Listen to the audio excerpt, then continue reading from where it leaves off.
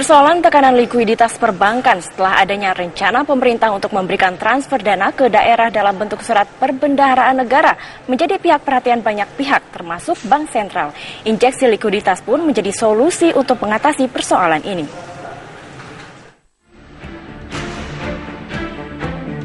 Saat ini perekonomian domestik mewaspadai adanya tekanan likuiditas sebagai dampak dari dua hal. Yang pertama adalah perlambatan pertumbuhan dana pihak ketiga atau DPK perbankan, dan kedua operasi keuangan pemerintah. Data di Bank Indonesia menyebutkan per November tahun 2015, pertumbuhan kredit tercatat sebesar 9,8% year on year atau lebih rendah dari pertumbuhan pada periode yang sama tahun sebelumnya. Sedangkan pertumbuhan DPK tercatat sebesar 7,7% year on year.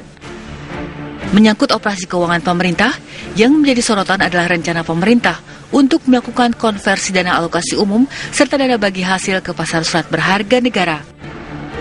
Dasar pemerintah melakukan konversi ini adalah untuk menghilangkan tingginya dana menganggur di daerah. Sepanjang tahun 2015 lalu, jumlah dana menganggur Pemda yang ditempatkan di perbankan daerah berkisar antara Rp249 triliun hingga Rp273 triliun.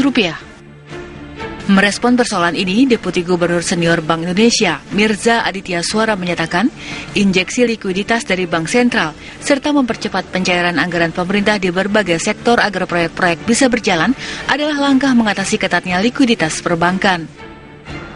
Menarik SBN untuk anggaran pemerintah, ya, kemudian disalurkan dalam bentuk pencairan APBN pada waktu pelaksanaan proyek, ya kan? Nah, itu pasti ada time lag.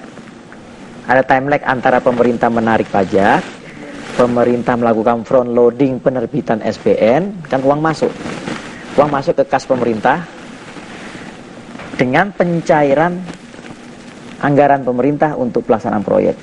Jika memang terjadi keketalan likuiditas, pasti Bank Indonesia tidak diam. Pasti Bank Indonesia juga akan terus menambah likuiditas di pasar. Tentu kita inginnya bahwa pencairan anggaran bisa sesuai dengan keinginan Presiden, yaitu bisa dipercepat. Tentunya untuk bisa dipercepat berarti tender-tender harus dipercepat, ya kan? Karena dengan pencairan anggaran bisa dipercepat, maka menstabilisasi likuiditas itu tidak perlu harus Bank Indonesia yang menambah likuiditas, tapi dari operasi anggaran sendiri itu bisa terjadi supply likuiditas yang cukup gitu dari operasi APBN pemerintah sendiri gitu.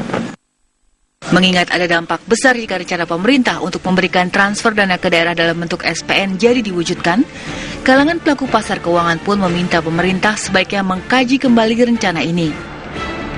Tahun ini pemerintah telah menargetkan transfer dana ke daerah mencapai lebih dari Rp700 triliun atau naik hingga 18% dibandingkan tahun 2015 lalu.